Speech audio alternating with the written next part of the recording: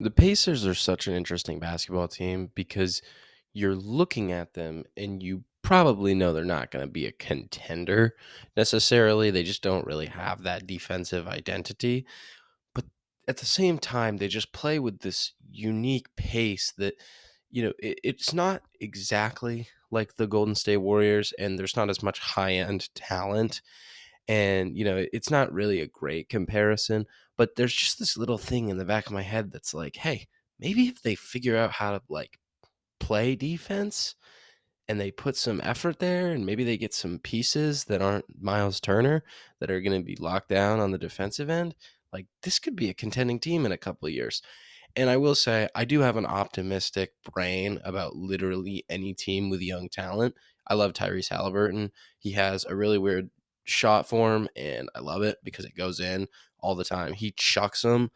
The thing with the Pacers, they just play with so much pace and they still find a way to get a good shot. It's exactly how you want your favorite basketball team to play. Honestly, if you were being 100% real, everyone wants their team to go up the floor, throw the ball around a ton, get an open look, and shoot it. You live with the results at that point. But as long as you're getting a good look on the majority of your possessions and you're moving, that is entertaining basketball to watch. There's something to be said about that quick pace of play that makes a team just so fun to watch.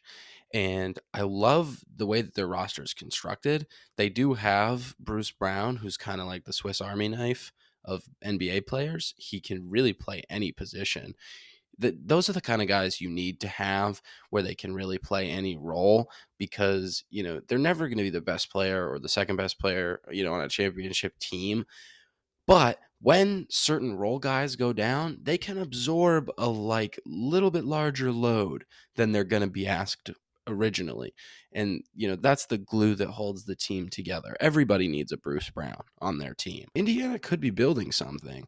I want to see what's going on with Benedict Mathurin. I want to see him take, a couple more leaps before they're actually like contenders. And I think the thing with Benedict Mathurin is, this is a guy who was like, all right, I mean, it's LeBron James, but he's going to have to show me he's good at basketball. And everyone's like, who the fuck are you? If there is an NBA player who has absolutely nothing to prove, it's LeBron James. He's the current all time leading scorer, 4 championships.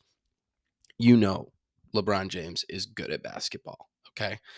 So for this guy to be like, he has to prove to me that he's a good basketball player. Like that's ballsy. That's what the league needs. People with stones to say shit like that. I think everyone would agree that the NBA needs that competitive edge and every single game needs to feel fun and kind of important because I know a lot of people that aren't like super big fans of their team, especially in the regular season, get into this state where they're like, well, I mean, it's just a regular season game, like it's not that big of a deal, but I think the NBA is a lot better of a place if everyone is invested in every game. Although Twitter is going to be toxic afterwards, Twitter's always been bad. Halliburton has reached this level where he might genuinely be the best like playmaker in the association. You have a lot of guards right now that are really talented, and it's always going to be a usage conversation because Luca now has to share the ball with Kyrie. Like Halliburton really has the green light out there, and I'm not saying that Indy doesn't move the ball, but they move the ball starting with Tyrese. You know what I mean? Just because they all pass to each other doesn't mean that Tyrese isn't the one setting up pretty much every play. And I think when you look at other teams, it's about efficiency as a playmaker. And that's kind of why I can't put Trae Young as the best playmaker because, yeah, he's probably one of the few guys in the league that can give you 30 and 15. But is it really going to be that efficient shooting and how many turnovers? You know what I mean? The efficiency piece is like, yeah, but is he actually helping by being in this high volume? Tyrese is at a point where he doesn't have an offensive superstar next to him.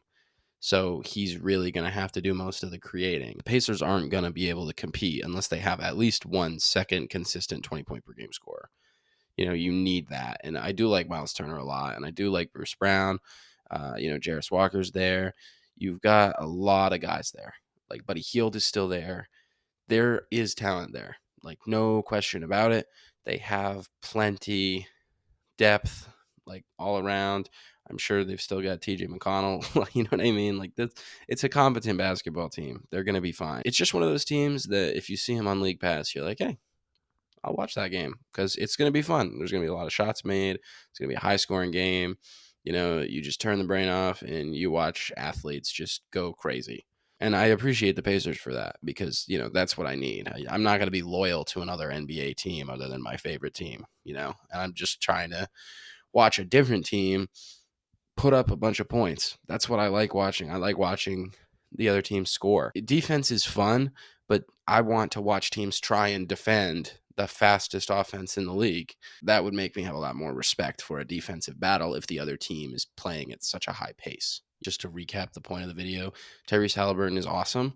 I don't think Sacramento regrets trading him. I just don't know that he's ever going to have become the player that he is now in Sacramento. The timelines work out a little bit better, and Sacramento now has a more balanced roster. So it sucks, but you're not going to ship off Fox. You knew what you had in him, and you're going to give up this promising young guy. And I just think you have to give credit to the Pacers for giving them the keys and saying, "All right, you're going to be the guy.